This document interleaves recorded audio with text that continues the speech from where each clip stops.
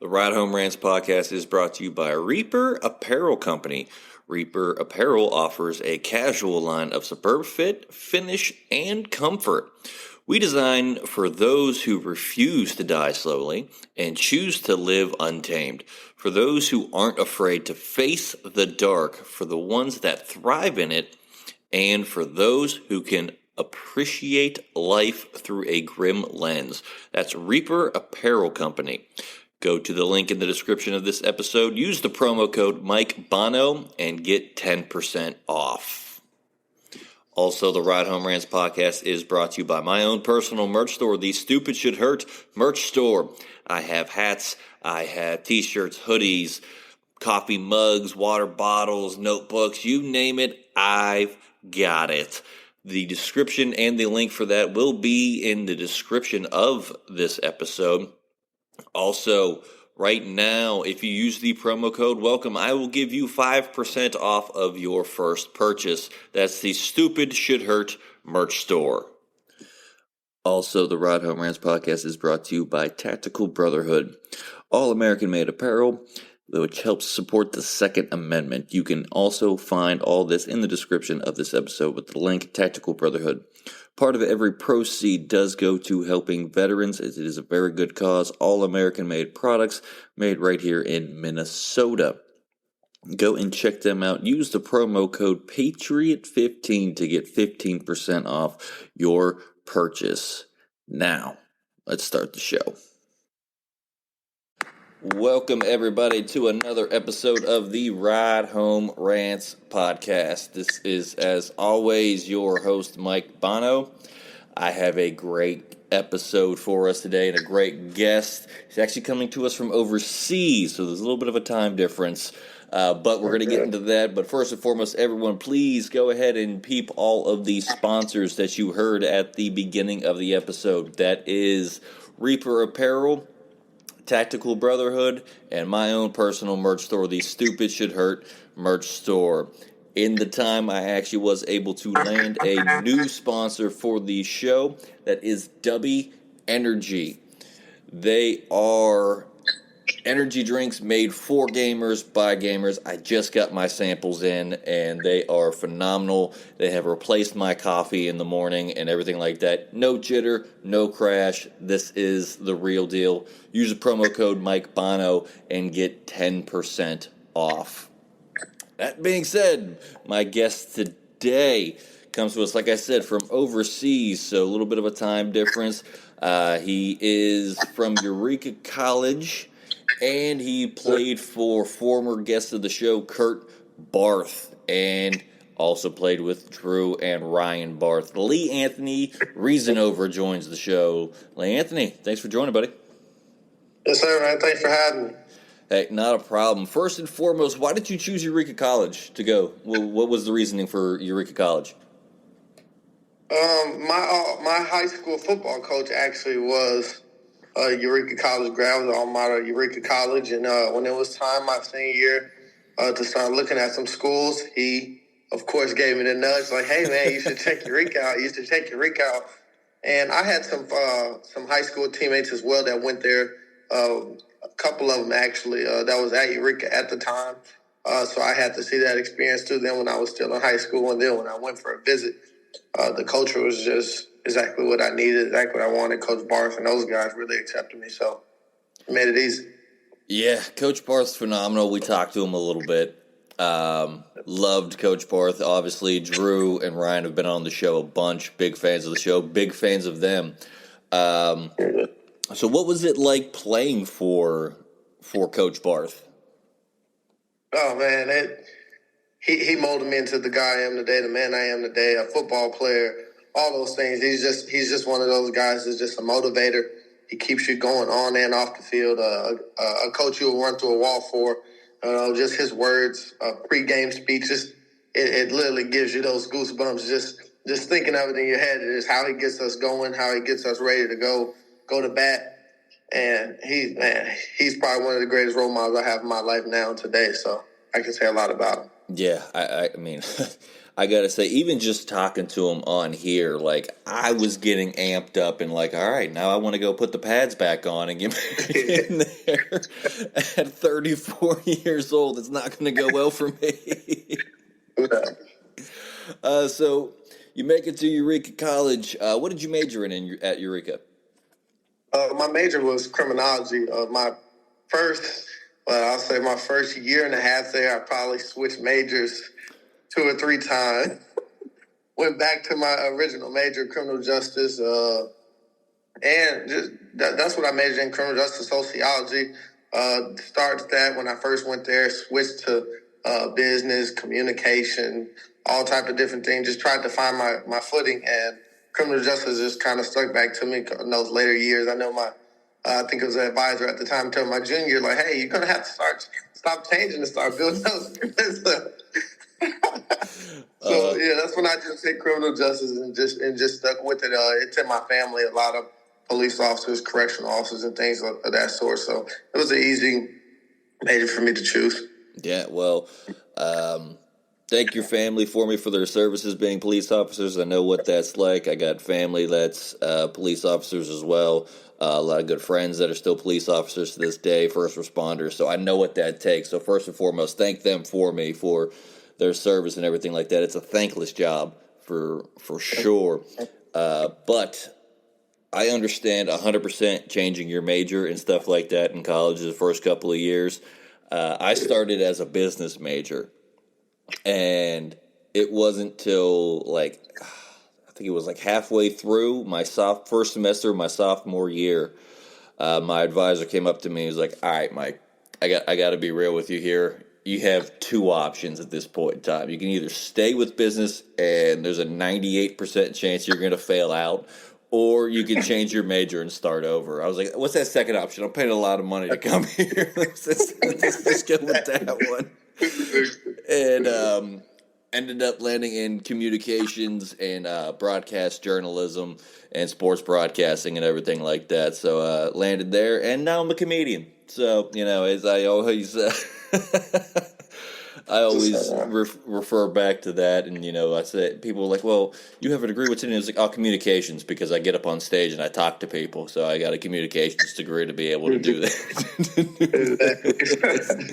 You got to find the funny in everything, is what I always say, and it's a great job, a great career, and I wouldn't change it for the world, and I'm sure you wouldn't, because changing your major back and forth and everything like that molded you into who you are today. And you're actually overseas right now. Where are you at overseas? So right now I'm in Kuopio, Finland, which is northwest in Finland, all the way above. A lot of people know Finland from the Helsinki. Helsinki is their capital, real low south. So when you come up north, they call this the country. So I'm in the countryside, they say. Can't beat it being from the country. That's if I had my way, I'd be out in the country and I'd never look back. Yeah, that's beautiful. Yeah, I love the city. I've been here going on my 3rd season with the Steelers, Kuopio Steelers, and I love this place. Definitely. All right. So when you were playing, like I said, you got to play with 2 former guests of the show, Drew and Ryan Barth. I know what those 2 were like. What was it like playing with them? Oh, those 2, the exact guys is exactly how it was for me. They're probably my 2 closer friends through my college experience. Drew being my quarterback, so we're right next to each other, pre-snap play, having funny conversations, things like that. Ryan is my guy. Me and Ryan, actually, what got me to Eureka, to even go back to your first question, was my senior year. We had a playoff game, and I'm from Northern Illinois, up by Chicago, born in Chicago, raised up and around that area. I never been to the Peoria, Central Illinois area until high school. We had a playoff game that was against Fieldcrest, Coach Barth's alma mater, Ryan and Drew's high school. And we actually lost my senior year. Last game of my high school football career was against Ryan and Drew. Drew threw a Hail Mary in the 4th quarter. Hail Mary. Our guy tries to pick it, ends up tipping it. Their guy catches it for the game, and then they go for a 2-point to win it, do a halfback pass, and beat us. I'm just breaking down crying, and like the first guy I knew came up to me was Ryan Barth, just like put his arm around me and just like let me know that like, hey man, you're a great player, things like this. And it ended up being a full circle conversation when we got to Eureka. He actually brought up Eureka after that game, and to see that thing come full circle and just enjoy that moment with those guys. It was something we talked about all 4 years, but even coming together and being teammates, winning championships together. They were really great dudes, man. Those two are really special to me. I gotta ask, did Drew have the fire and the passion that he has for everything that he does now with Purdue and everything like that when you were playing with him? Always. I know a lot, just being in Eureka 4 years, I met a lot of those same guys that I played against.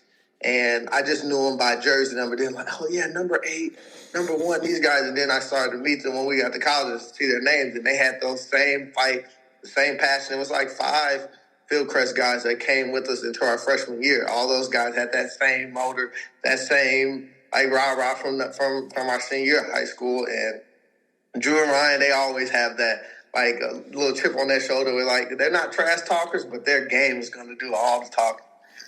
See, I was the exact opposite. I talked so much junk on the field, and I just I wasn't a starter.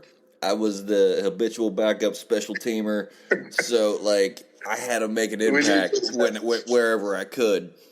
Exactly. I still remember a penalty I got. We had 2 receivers go down, so I'm next in line. I'm typically was that red zone type of receiver. I'm 6'5". Everybody in West Virginia where I played, the cornerbacks weren't over 5'9", so it was just a complete mismatch.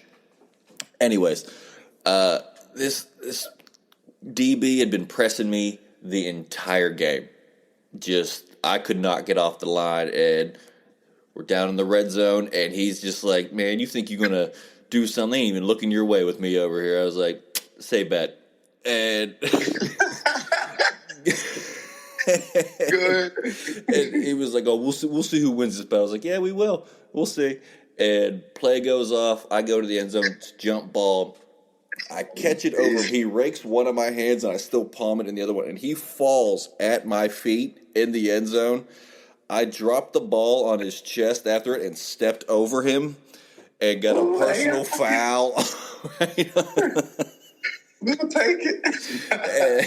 And my coach reamed my ass for 2 weeks straight after that. He was just like, "What? Like you made the play? Like what was the point of that?" I was like, "Coach, you didn't hear it. I mean, he was talking so much the entire game, and I had to let him know I won." And he goes, "Well, you did, and you cost us 15 yards." I was like, "Yeah, I did. Yeah, that happened. Yeah, that was."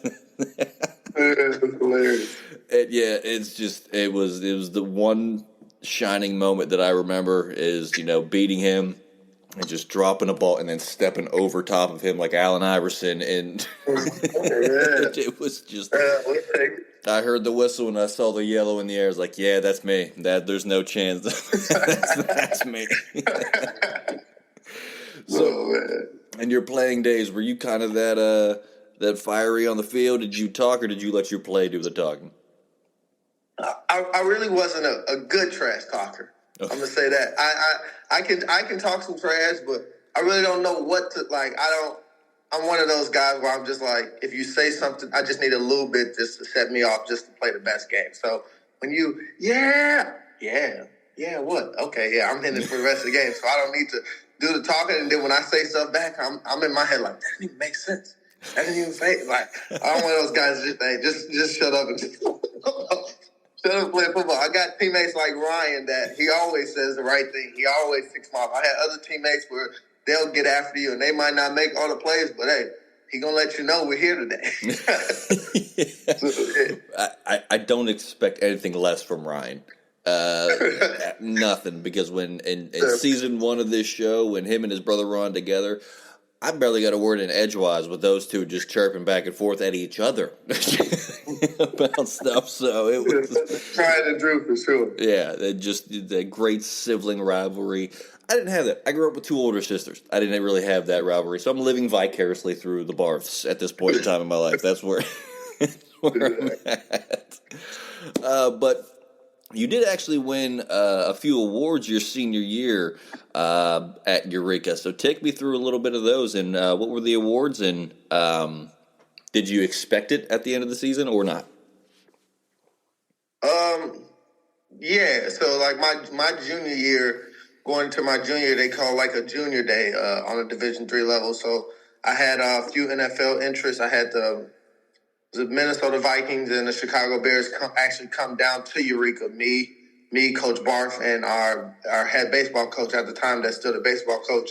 He had took us to Peoria to do like a 40-yard dash and some other drills and just like the measurements and things like that. That was my junior year. So my senior year was like highly anticipated. The guys wanted to like see can I like top off winning our first championship that year and just individual performance and things like that. So that was actually my junior year was my first time getting All-American and getting an All-American honor since at Eureka since like Coach Barth in '94.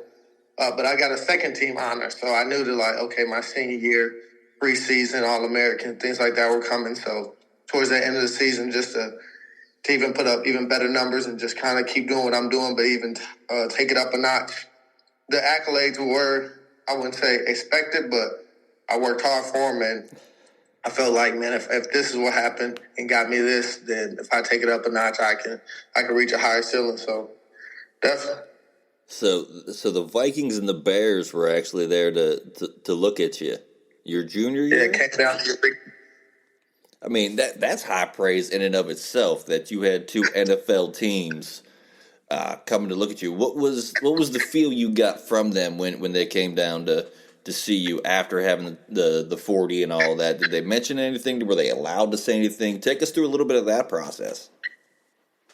Well, they talked a lot to Coach Barth. They know they can watch film and kind of tell what kind of player you are, but what's his personality? What kind of guy is he? Is he a team player? Is he a selfish player? Things like that. They kind of get personal, want to talk to like other coaches, like what kind of like how is he interacting with people and things like that. So just a little few small questions that athlete doesn't even think that he's putting out. He's thinking, oh, I'm just scoring touchdowns and this is what matters. So it's like everyone that is getting looked at by at least an NFL team scores touchdowns. It's things that separates, the goods from the greats and the guys that you want to take a chance on and invest in. So they ask questions like that. I remember going to my senior year, NFL team had asked me like, what was your least favorite class in high school? I was like, what? Like the least favorite class in high school to even go back to reach out to that high school and ask like, hey, how was he in this class? Not what was your favorite subject? What didn't you like the most about high school? And then like do that type of research to see they get that like that deep on it. I was just like, hey, like, it's really how you carry yourself. You never know what moment matters. You know what I'm saying? Things like that. So that was an experience. Just being the first time they ever came to Eureka was kind of huge. A lot of other student athletes were seeing it like, hey, Ant's kind of real deal. Ant kind of could take it to another level. So that just kind of upped my preparation and upped my focus going into my senior year for sure.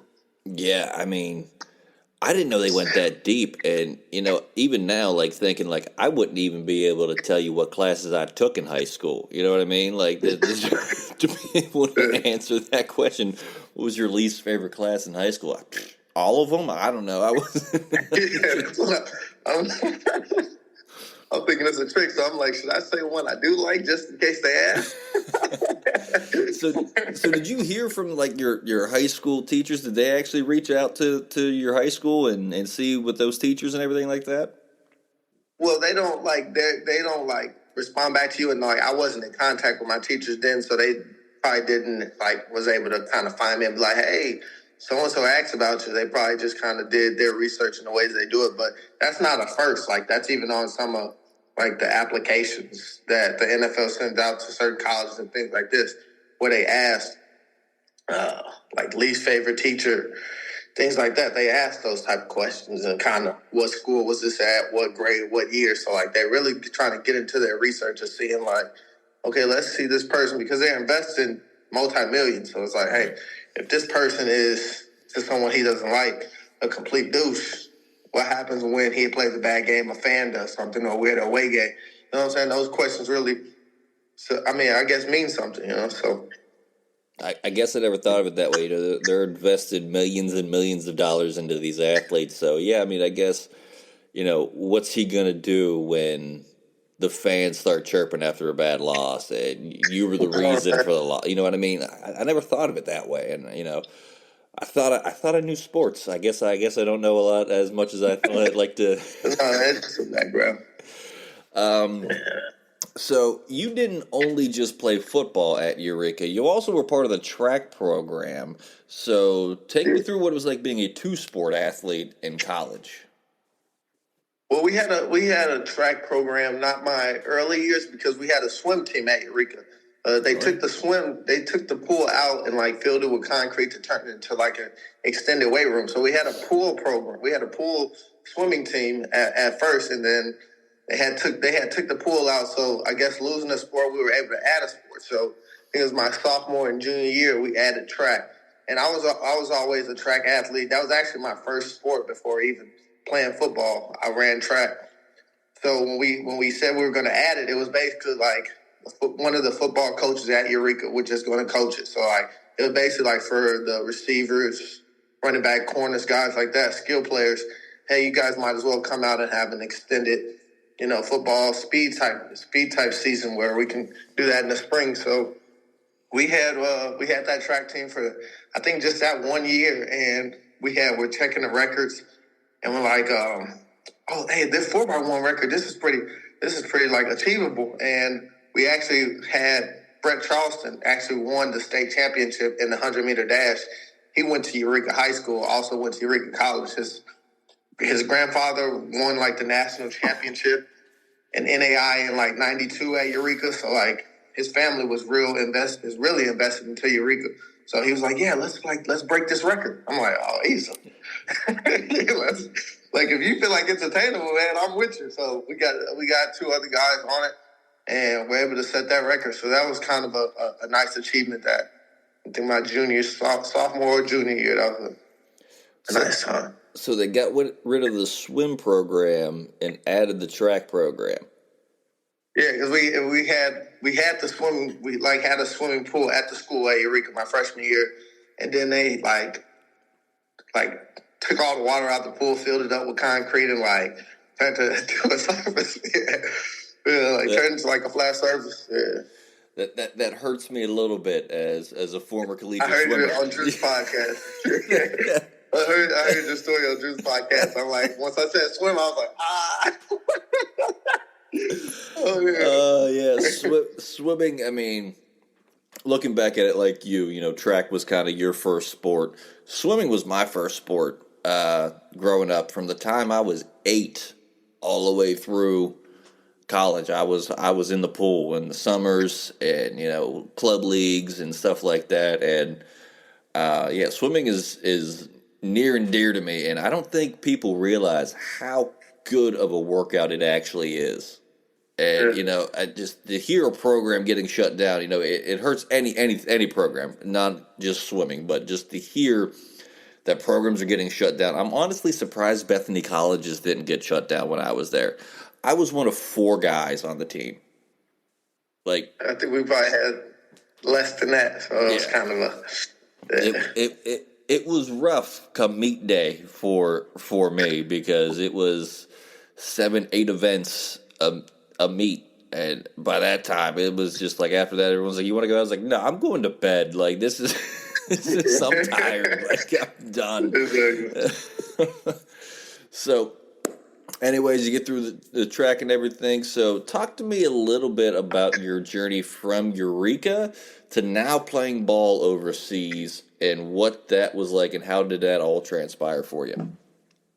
Man, well, that 2 years, I graduated in 19. I graduated in the fall of 19, and actually spring of 19, I'm tripping. The spring of 19, and that was kind of the biggest moment of my life. So going until then, it was, I could say May.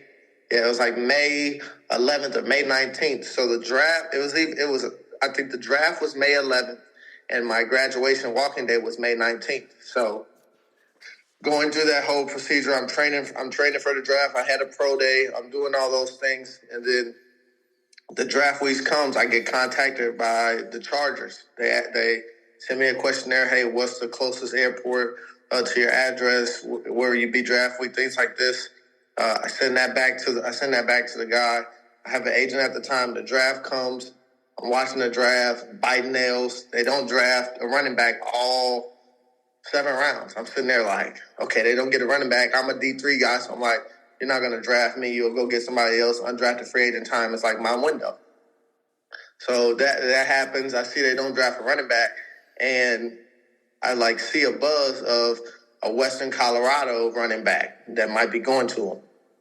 And I'm like, who's this? This guy, Austin Eckler is the name, and he's a jack dude. He looks like the NFL. He looks like the NFL backs.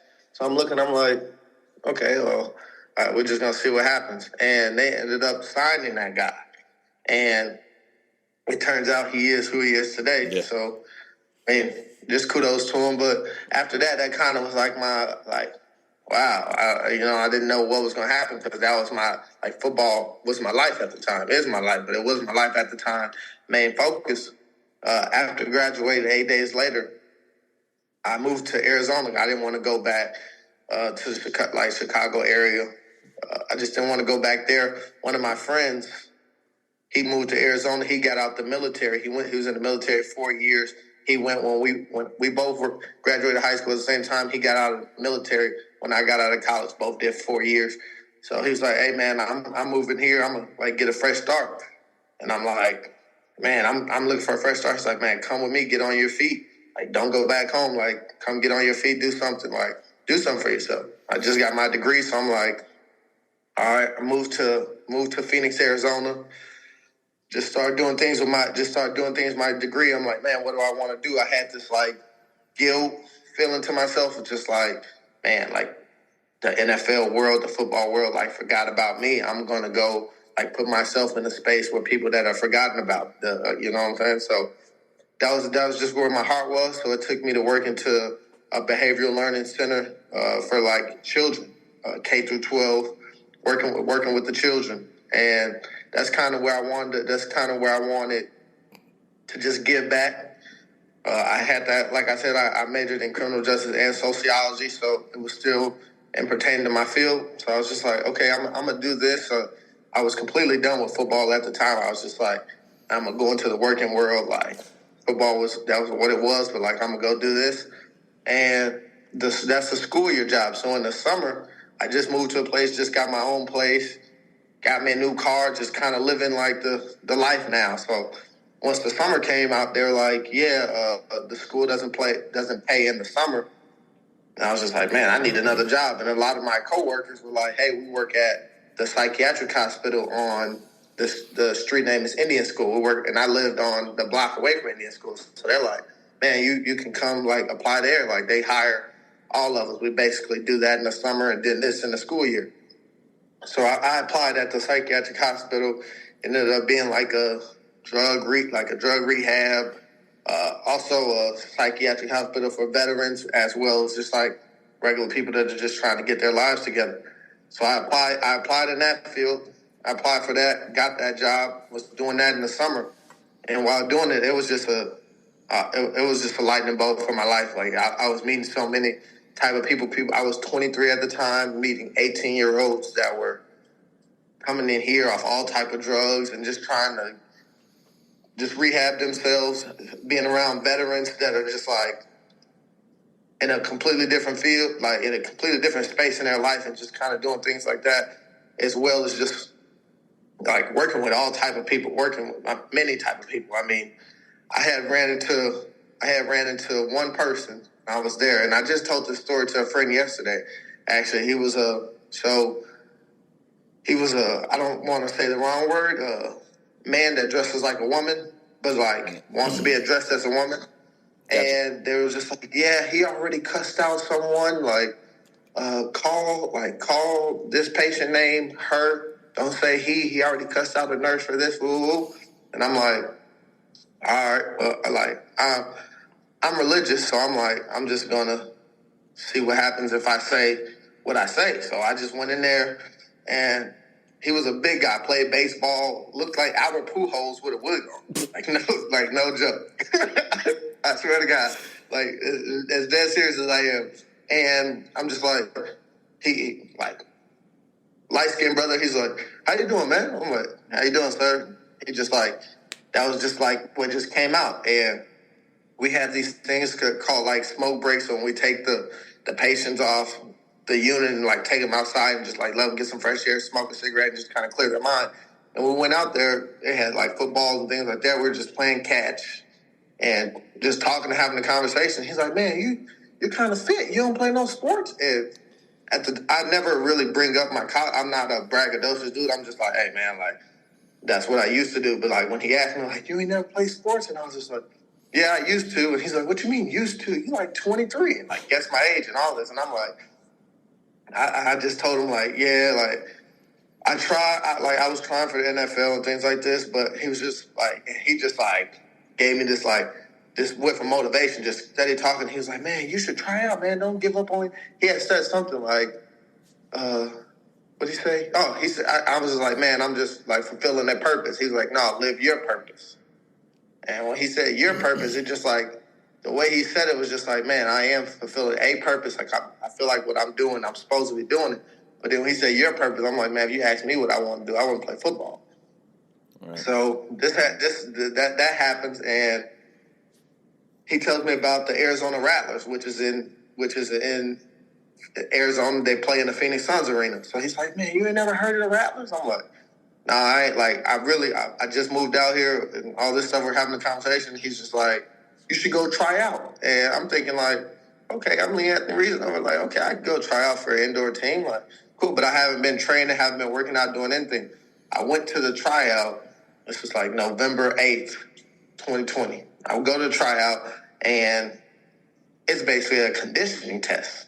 Not really a football skill. It's like a conditioning test. Now, I just told you I wasn't working out. So I went there and got it like, I got the spark again to play football, because when I went there, it was a tryout, but we're doing one-on-one routes and all this, and I'm cheering for the other guys. And they're like, some of the dudes looking like, "You know him?" I'm like, "Nah, man, I want all us to ball out. I don't want you to suck so I can get picked. Like, I hope you do good and I'll do my thing." And it's like, these guys were kind of just like looking like, man, like, who's this guy? So the thing happens, all this happens, the tryout's over. The coach is just like, I go up to one of the coaches, I'm like, "Y'all not signing anybody?" Like, he's like, "Oh, we'll be in contact with anybody." And I'm like, they were talking to a few guys, so I'm like, no one come and talk to me. So I'm like, all right. And he just said something like, "And we got another tryout in March. You should come to that." And like the season started in April, so I'm like, okay, well, if he invited me to another tryout, that means he wasn't signing me off this tryout. Right. Okay, I got some. You know what I'm saying? So I was number 137. I wore Eureka Red Devils long sleeve, number 137 for the tryout. I'm like, I'm coming back in March. Like, now I'm a train. Now I'm about to go back and put in some homework, and I'm like, I'm going to come back when they try to hand out new numbers. No, I'm 137 from November. I'm going to wear the same shirt. Like, I'm going to show these guys who I am. Yeah. And that was kind of my motivation. So that happened. I go back to work, and now my coworkers are like, "What you drinking?" I'm bringing in a gallon of water. It's like hydrated. They're like, "What you think?" And I don't want to tell nobody like that I'm trying out, because I'm just so locked in. So I'm like, I'm just getting healthy, like just doing all this stuff. So they're like, okay, like, what, you know what I'm saying? So this happens. So and I didn't tell this part of the story. So one of my close childhood friends, he actually plays running back. He got signed to the Arizona Cardinals that year. Okay. So I'm living in Arizona. He just got signed to Arizona as an undrafted free agent running back right after the draft. So they signed him to Arizona, and that's where I live. So I'm like, man, that's just like a sign. It's just like, man, my buddy just made it. I'm about to get on at the Rattlers. If we play in Phoenix and he playing in Glendale, I'm like, we're just gonna take over Arizona. Let's do it. Then they didn't sign me, so I'm like, well, my plan didn't work. You know what I'm saying? So it was just, this is his rookie year as well. So I'll never forget these dates. That's why I'm saying the dates. I'll never forget these dates. January 3rd, week 17, This is 2021, January 3rd. The Arizona Cardinals aren't going to playoffs, so this is week 17, their last game of the regular season. I'm at home watching the Cardinals. This is their last game. They get an interception in the red zone, so now they're on their 20 about to score. They put my buddy in. This is the last. They put my buddy in. His first NFL carry, they sent him on a jet sweep. He catches the sweep, takes it in, scores on his first NFL carry. I'm looking at the TV like, my jaw probably was on the ground. I picked it back up. Like, what? Like, what am I watching? Like, it was just crazy. It was just like so much motivation just went like, not that my friend made it to the NFL. My friend just scored a touchdown in the NFL. So this is January 3rd. January 4th, I get a text message from my coach here. Hey, this is Coach Pekka. I'm a head coach in Kuopio, Finland. Would you be interested in playing running back for the Kuopio Steelers? This is the very next day. Absolutely. Like 100%. Yeah, he's like, we'll send over the contract. Whatever it is, I'll sign it. Like, that, it was just a sign. It's just like, I didn't even want to go back to that tryout. I'm like, I didn't want to do the indoor thing. I'm like, I want to play 11-on-11 football and continue chasing my dream. And I was just like, this is a sign. Like, all these things are happening for a reason. This is a sign. So I was already training from that November going into March. So now I was leaving in April to come here. And I just kept training. And it just happened. My first year, I left in April, came here my first year. We make it all the way to the championship, win the championship. And it was just that's just kind of where it started. And it just was man. That's one hell of a journey, man. That's awesome. Kudos to you for sticking with what you love and what you want to do. It's why I've been doing stand up for the past 10 years. You know, it's relatable, but it's not. I'm not at the level that you're at. I'm not professional enough as the bookers would say that I am. But it is what it is. But it doesn't stop me from pursuing that dream, and you're living that dream. And kudos to you. Congratulations on the championship and everything like that, and making it and playing pro ball in Finland. That's an amazing accomplishment. Like, I'm still trying to wrap my head around that whole story, man. That was that's a hell of a it's a hell of a journey, man. But go ahead. No, go ahead. Go ahead, man. Go ahead. No, I just got one more segment, but go ahead and then. No, I was just going to say that I just told this story to one of my teammates out here. He was just like, we were just having a conversation. I was just telling him like, just the power of believing in yourself. Just from where it was in that moment after that draft when I didn't get selected. I wish somebody would have been in my corner when I put my head down. It was just like, man, I wish someone would have just picked my head up and just told me, hey, man, keep going. Hey, man, believe in yourself. You know what I'm saying? That year and a half I took off and really it was the greatest time of my life. When I moved there, I found my purpose. Like, if I didn't play football, if I stopped playing football today, I would be back at that hospital tomorrow doing the same thing I did. So when I tell you I found my purpose, that was huge for me. But playing football, it's something inside of me that I'll never let go. And just that passion is just like telling everyone, just believe in myself. I was telling my teammate, he was just like, man, I wanna do this. I wanna do this. I'm like, man, believe in yourself. Go all the way hard for yourself, man. Believe in your abilities, he's like, man, I just got to work. I'm like, man, it's untapped potential. You don't even know you have to work on because it's untapped. You just got to keep going, keep believing in yourself. And that's just something, man, I'll tell anybody just off that story I just told you and anything in life. When I was working in both of those fields, even with the kids, man, I can't do that. Man, believe you can do that. Why not? No, man, no one's ever. They at first they started. My first couple of weeks there, they were getting mad at me because I was just putting so much belief in them, and they were just like, no one believes in them though. So me telling you, don't give up. Hey, keep going. No, hey, focus a little bit. Just keep going, man. Keep going. I worked with a woman not even with the woman. She was a patient at the hospital, and she just came in and she was just like, my family doesn't accept me anymore. Like, my kids don't want to, like, until I get off these drugs. I'm just like, she's like, I don't want to live no more. And I told her, I was religious. So I told her, I'm like, man, like, I don't want to say God if you don't believe in God. And she was like, no, I do. I was just like, well, keep going, because what happens if your day is tomorrow? What happens if your breakthrough is tomorrow and you giving up today? And she just started breaking down crying. I thought I said the wrong thing. And I was like, man. And she was like, no, come back. And I like tried to leave the room. She was like, no, come back. No one's ever told me to just look forward to tomorrow. I always like just let today, every new day, that today just be there. And I'm like, no, keep going for tomorrow. Keep going to create a better tomorrow. And the things that I was saying to the patients, to the students, to the kids, that's what I live by now. That's what's in my head now. It's like, hey, man, keep going. Keep going. You don't know. I don't know what to expect. I never even said Finland my whole childhood. I've been here. You know what I'm saying? And now this is my life. So it's just like, you don't know what's coming. You don't know what tomorrow is. But like, just keep believing in yourself, keep inspiring, and just be a better you. And I think it'll come to anyone. Absolutely. That's a phenomenal message there, but I do got to get this segment in here because we are running down near the end of the episode. Oh, man, go ahead, man. No, you're good. You're good. I'm sure you know what's coming, but for the new listeners out there, it is the Fast Fitty 5. 5 random questions from the wonderful manager of the podcast, Johnny Fitty Falcone. And Lee Anthony, he sent these to me this morning. Okay, so we're going to read these for the first time, and we'll jump off this cliff together. And if you're ready, man, kind of rapid fire, but you can elaborate if you need to. For sure. All right. Question number 1. Are strawberries or cherries better?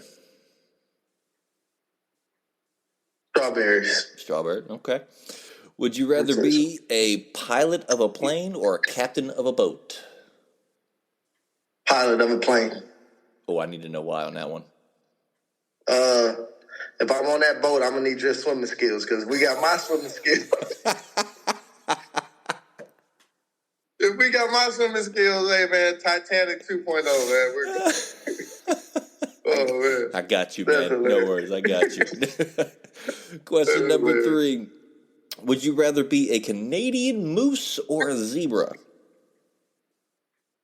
I'm going to say the Canadian moose. Okay. Why? Because one of my friends, great friends in college, when I was a freshman, he was a senior, and he used to always call the other team zebras. They don't want none, they zebras. And I used to like just take it as like, I wouldn't want to be a zebra. I don't know what it means. You're like, we lions, they zebras. I was like, okay. All right. Question number 4. Are concerts overrated or underrated? You said concerts. Concerts. I'm going to say concerts are underrated. Okay. Very underrated. Last question here. What is the best thing about living in another country? I would say the entire culture. Even just okay. I'll tell this quick piece. My first 2 years here, I just heard people speaking Finnish, and then I have teammates from all the way north, Lapland, Finland, here, like countryside Kuopio, and then like city guys that are from Helsinki. And when they broke it down to like Finnish people speak different types of Finnish, like they're like, we're more like Baltimore, Texas, like Baltimore, they're more, and I'm just like, there's an accent in a language I don't even know. So that I would say the entire, like, it's just so many little things that like I learned just from living just out the country. It's just like one of those, you know, when you leave your home city, you start looking at your city different. When you leave that state, you start looking at the way I look at the United States now. It's just like, man, I didn't even know because I was in it so long to where like just a whole different mindset, man. But I love it. Hey, I never been outside the country. I actually never even been to the West Coast, so I get it. You gotta go. You gotta get out, man. You gotta get out and see it all, man. It's beautiful. Going to just how close these countries are next to each other, and I treat it like states, but even the cities inside these countries are different, and it's just so much. It's mind blowing. All right. Well, that was the Fast 55. All Yeah, man. right, Lee Anthony. He took it a little easy on you. I'm going to say that for those Yeah. questions compared to what we've had in the past. Uh, But like I said, we're running down near the end of the episode. I give every guest this opportunity at the end of the show, so I'm going to give you about a minute. If there's anything you want to get out, whether it's promoting your team, just a good message, anything like that, the floor is yours, my man. Oh, well, I'm a first. Thank you for having me on. It's been a pleasure. It's been a blast. You can find the Kuopio Steelers. Just Google us, Kuopio Steelers. We're on the Batia Liga, is Maple League in Finnish. You can find our games and our schedules there. You can also find our live streams at afi.tv. We have a game coming up April 22nd in Sweden. That'll be the first game of the season. If you guys want to look at that and check that out, that'd be amazing. But you can follow me on all platforms at Hi, I'm Lee Anthony.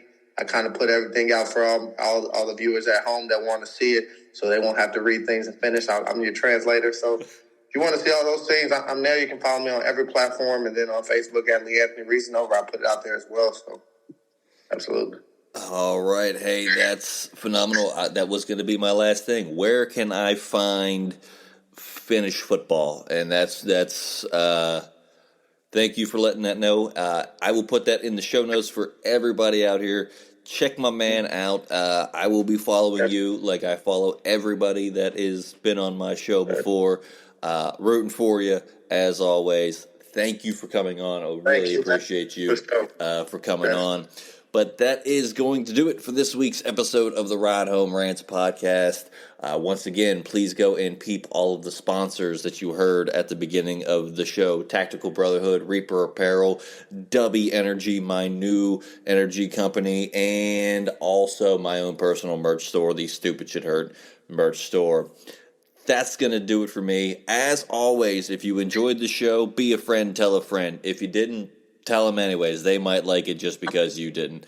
That's going to do it for me, and I will see y'all next week. The Ride Home Rants podcast is brought to you by Dubby Energy. Energy drinks made for gamers, streamers, and podcasters alike. For gamers, streamers, and podcasters alike. Go to the link in the description where you can find the best energy drinks out there. Less caffeine than a cup of coffee. Also, no jitters and no crash afterwards. Use the promo code Mike Bono and get yourself 10% off. Also, the Ride Home Rants podcast is brought to you by my favorite sponsor of the show, and that is Shankit Golf. Golf apparel made for the everyday golfer.